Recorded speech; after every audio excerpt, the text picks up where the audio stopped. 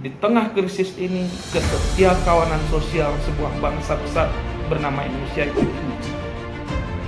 Budaya kita kemudian yang budaya otentik, budaya asli, kemudian semakin tenggelam. Demokrasi ini adalah anak pungut. Silakan baca lagi gagasan Bung Karno dalam risalah. Politik sekali lagi penting, tapi memperbaiki bangsa ini jauh lebih penting.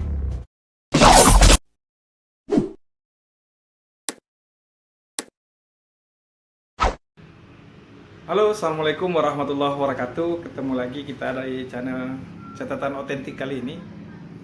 Kita lanjut di video sebelumnya kita bicara tentang apakah pilkada langsung sudah demokrasi. Pertanyaan kita hari ini adalah apa ukuran demokrasi dan tidak demokrasinya? Apa ukuran demokratis dan tidak demokratisnya? Menarik kita kaji karena kalau salah satu katanya Demos dan Kratos adalah suara rakyat, ya, maka kemudian betulkah demokrasi hari ini betul-betul suara rakyat? Nah, ini yang mau kita bincangkan dan diskusikan hari ini. Apa ukurannya bahwasanya demokrasi itu bagus?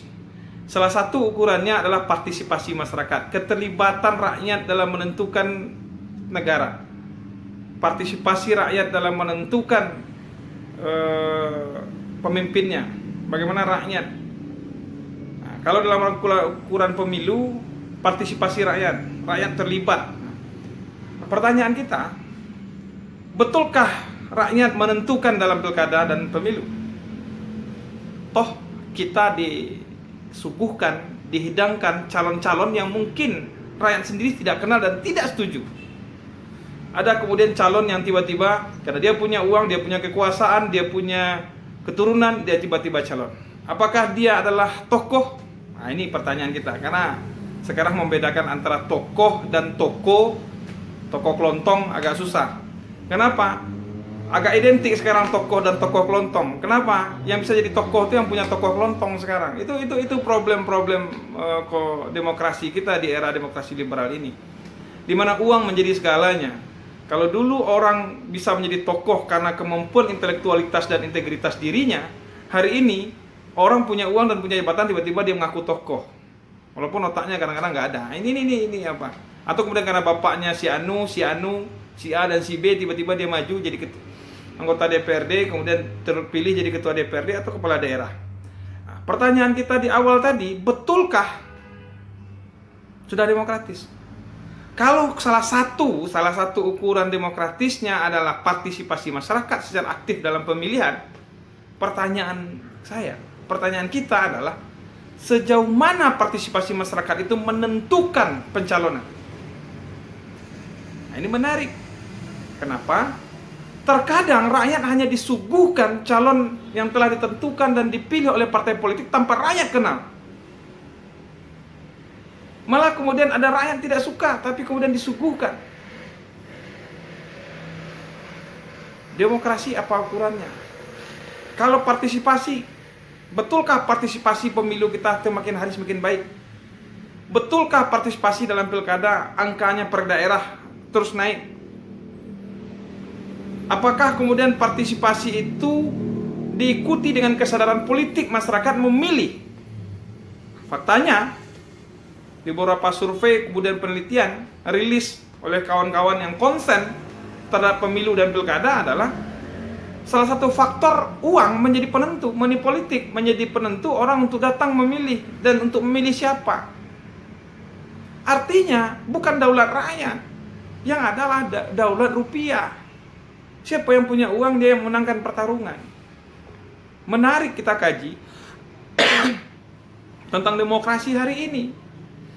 Apakah kemudian demokrasi yang kita kenal hari ini, yang niatnya adalah rakyat terlibat, betulkah rakyat terlibat?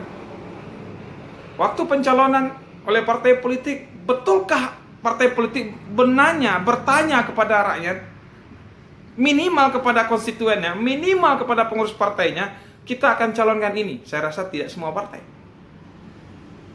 Malah diskusi dengan beberapa kawan-kawan pengurus DPD, DPC kabupaten kota, mereka dalam posisi tidak berdaya. Kenapa? Karena yang menentukan semua DPP. Sementara yang bekerja keras mereka, yang kemudian mengenal calon dan yang dibutuhkan daerah adalah mereka. Mereka hanya membawa nama, mengusulkan ke DPP, nanti DPP mengeluarkan. Saya katakan ini sentralisasi kekuasaan partai politik. Aneh, partai politik yang kemudian awalnya katanya adalah suara rakyat, suara partai A dan partai B, bahwa mereka adalah menyuarakan aspirasi rakyat, tetapi faktanya, betulkah yang diminta rakyat yang dicalonkan? Ada naas dan sedih kita, ada beberapa daerah calon yang surveinya bagus, calon yang diinginin oleh rakyat tiba-tiba tidak dapat perahu. Calon yang sudah berbuat banyak, calon yang sudah dikenal oleh masyarakat, tiba-tiba tidak dapat perahu. Kenapa? Karena dikalahkan oleh satu calon yang punya uang gede, cukong atau anak cukong, atau ada di belakangnya cukong. Karena dia kaya kemudian dia maju. Kenapa? Hari ini demokrasi yang ditanya adalah wani piro, berapa uang yang dimiliki. Orang nanya. Walaupun adalah beberapa daerah yang kemudian dimenangkan kepala daerah yang tidak dengan uang banyak dia bisa menang, ada, atau caleg yang menang dengan tidak uang banyak. Tetapi mayoritas uang menentukan. Artinya apa? Betulkah ini daulat rakyat? Apakah ini daulat partai politik, atau daulat kekuasaan, atau daulat uang, atau daulat rupiah? Maka perlu kita kemudian mengkaji demokrasi kita yang semakin hari semakin jauh dari cita-cita awal. Kalau partisipasi, oke, rakyat berpartisipasi. Salah satu ukurannya pemimpin dipilih kemudian rakyat ikut menentukan. Tetapi rakyat menentukan itu, betulkah rakyat menentukan itu memilih dengan kesadaran politiknya? Tidak ada iming-iming. Toh kemudian hari ini kita masih memilih karena pertama, karena gagahnya, karena tampan, karena cantiknya, karena uangnya, karena latar belakangnya, keturunan si A, si B, kemudian karena pencitraan, belum karena kemampuan intelektualitasnya dan integritasnya. Cukup orang pasang baliho, kemudian membuat tagline, sehingga kemudian banyak orang yang membeli kucing dalam karung setelah terpilih, kemudian dia ternyata tidak bisa apa-apa. Kenapa? Karena terpesona dengan pencitraan-pencitraan, dengan kamera 360, kemudian magic foto magic, Photoshop dan lain-lain sebagainya. Wajah orang bisa disulap. Artinya apa? Penjahat bisa menjadi pejabat. Tetapi ada orang-orang baik, pejabat-pejabat baik bisa jadi penjahat karena gara pencitraan. Artinya apa? Kalau standar demokrasi kita adalah partisipasi, betul rakyat sudah berpartisipasi. Tapi sejauh mana partisipasi itu menentukan dalam pemilihan dan siapa yang menang dalam pemilihan? Betul, mungkin dalam pemilihan ada 30-50 yang menang karena yang pilih suara, benar. Tetapi apakah suara itu betul-betul suara hati nurani rakyat? Tidak karena ada uang, ada terpaksa dan lain-lain sebagainya. Ini menarik.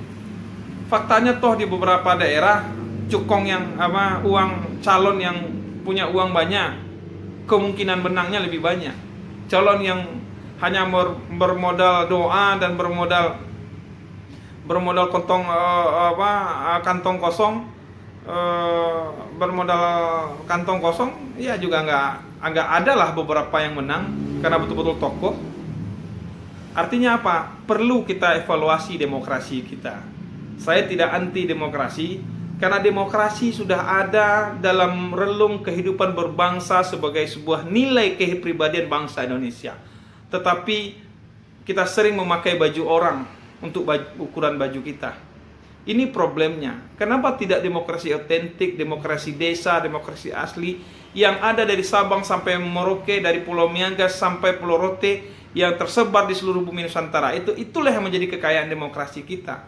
Hari ini kita dikenalkan sebuah baju demokrasi yang bernama demokrasi liberal yang jauh dari cita-cita republik dan jauh dari cita-cita proklamasi, jauh dari nilai-nilai Pancasila.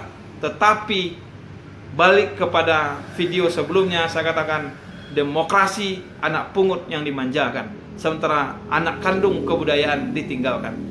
Kita punya nilai-nilai, tetapi banyak yang mengatakan nilai-nilai tradisi kita terlampau kuno, kolot dan lain sebagainya karena mereka lahir dan besar di luar negeri, sehingga memandang peradaban Indonesia ini tidak menarik. Kalau tidak menarik, kenapa peradaban ini masih ada sampai hari ini?